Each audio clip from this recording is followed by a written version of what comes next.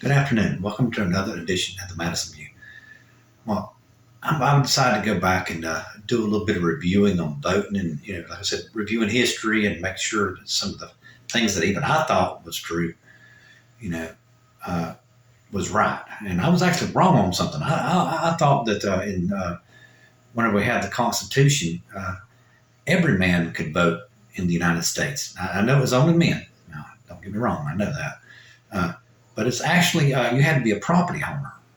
You couldn't be a renter, which really shocked me because I was totally wrong about that. Now, here's the thing that's just going to really just like blow everybody away. Okay, now, the the time that just a regular common man got to vote, okay, Andrew Jackson passed it. The man who has got a very bad rap in history from the left, you know. And then here's the thing. See, the left has criticized this man for all kinds of things. I mean, I understand history and all that stuff, but he advanced democracy further than anyone. Basically, I mean, I thought it was Madison that did it, but I was totally wrong on that one. It was actually Jackson. And here's the thing now: with increasing the right to vote, that liberalized our democracy even more. So that right there should take the right wing and oh God, liberals. Well, that was a very liberal move. Okay, and I mean that was a tremendous advancement in the individual rights. And it's a lot of people just fail to overlook it. That's what I'm saying about a lot of things that goes on in this country. Everybody says that this country is worse than what it used to be. It's not. I mean, if you go back and you look at history, yes, we've been overcoming the steps the whole entire way, and yes, quite a few of the steps were social norms, which should not be social norms, But I mean, in my opinion, all come down to religion, in my opinion. But it shows you how much that our democracy has evolved for the better. The United States is not going downhill.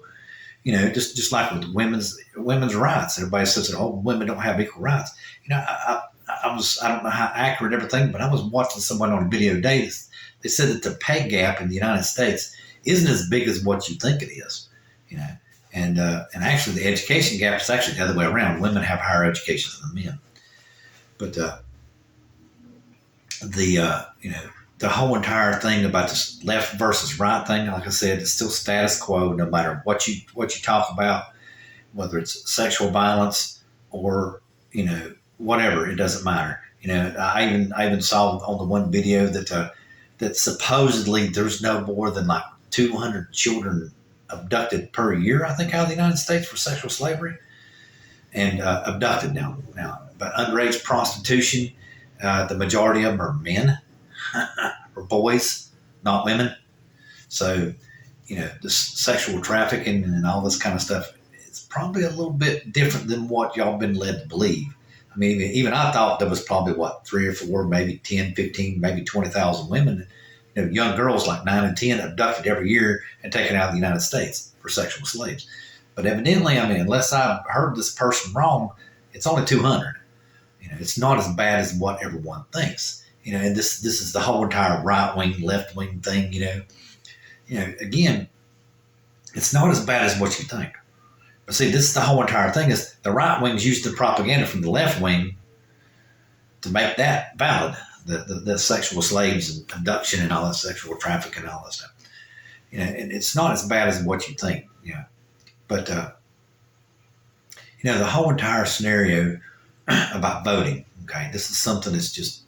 That the Republicans, I don't understand for the life of me why they want to restrict someone from voting, because that's what we are. We are a democracy, and then sit there and say that they're for freedom. It just baffles me because like I saw some news person, I think it was on a video, that the Republican Party has discovered that by them holding back, suppressing votes, and by telling people this lie and that lie, that they're actually diminished their returns in the midterm elections because nobody voted because they didn't think it would matter because it's rigged.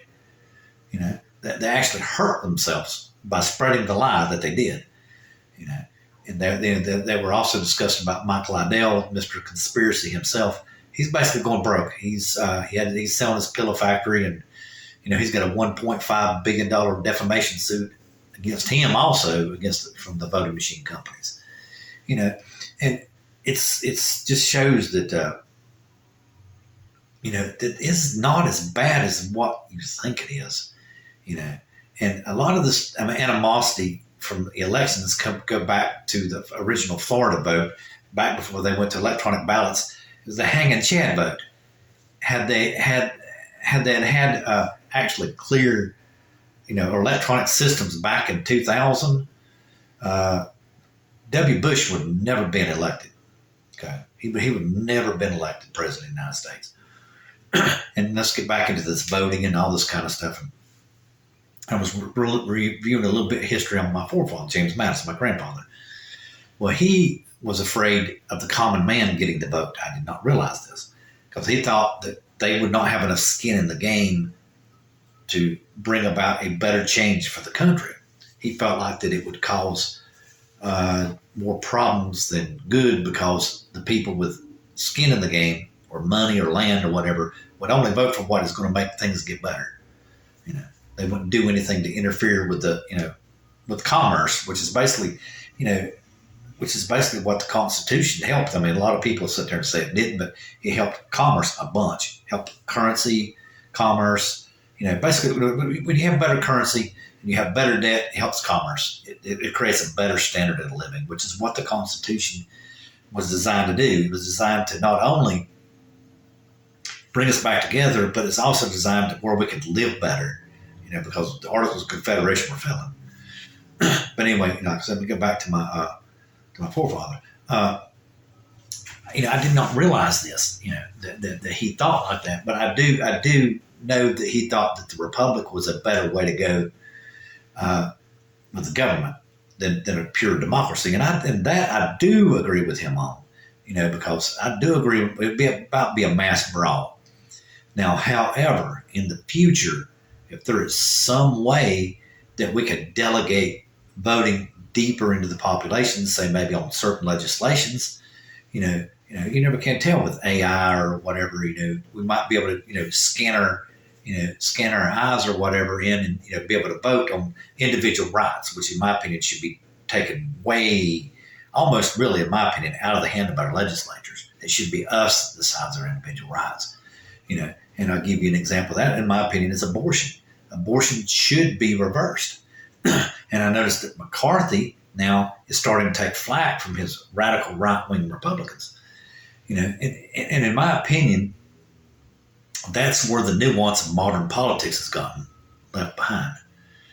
A guy was saying that the reason why that the nuance of politics is because of what my forefather did, the Electoral College. He thinks that that's what causes things to go awry, because the parties have to appeal more to the base. So they get so they get more rights, more votes in each state, so they get more delegates to the convention.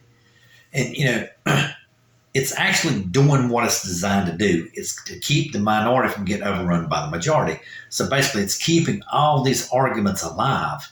And I think they need to be kept alive right now because they need to die out.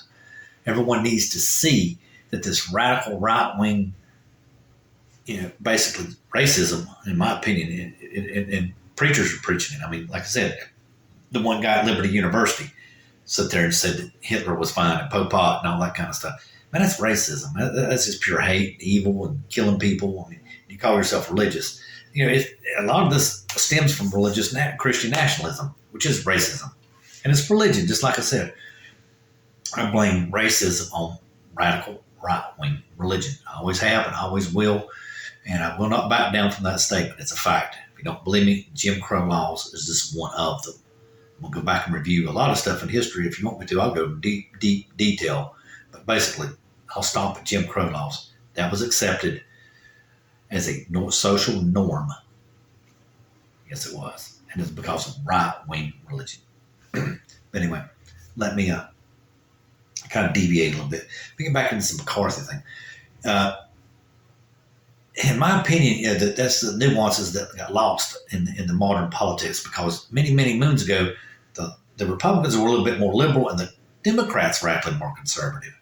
And so the Republicans leaned a little bit more to the left, which brought in actually a more conservative view than what we've got right now. Right now, we've got a radical view. And a lot of people just don't even realize that. And Donald Trump, by calling rhinos only by Republicans only a name or whatever, he has actually screwed up the whole entire political system. But that's just Trump. I mean, Trump is just, he shouldn't even be in politics. Anybody that, that would sit there and say that mules stack ballot boxes, and security cameras are on the things, and if the ballot isn't signed, it's not going to get counted. There's video cameras on those boxes, and which brings me to another thing. The Republican Party is now trying to get people to vote by mail and trying to get people to vote early, and they're saying that early voting and mail is where all the fraud occurred. And I'll tell you right here now, I've voted both ways. I've voted early, and I voted during the general election. And in my opinion, the people who vote early actually get more thoroughly vetted than the people who vote on election day, because the election workers have got to get people in and out of there. And I'm sure that they probably miss a couple.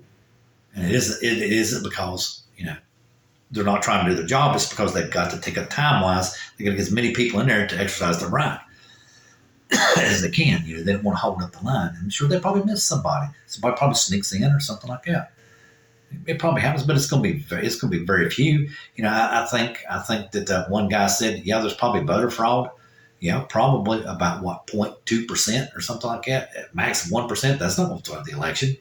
No matter how many times they go back and review DeSantis, down in Florida, sat there and got I think it was 15 people, and he had to drop all the cases against him because the people were told wrong. They were told they could vote, and they couldn't. So he had to drop all the cases. As a matter of fact, on two of them, he got sued. So, there isn't as much election fraud out there as what you think. And basically, it just comes down to, just like I said, it's status quo. The sky's falling on the left, the sky's falling on the right. And when everybody finally realizes that, we're going to be a lot better place. Good night.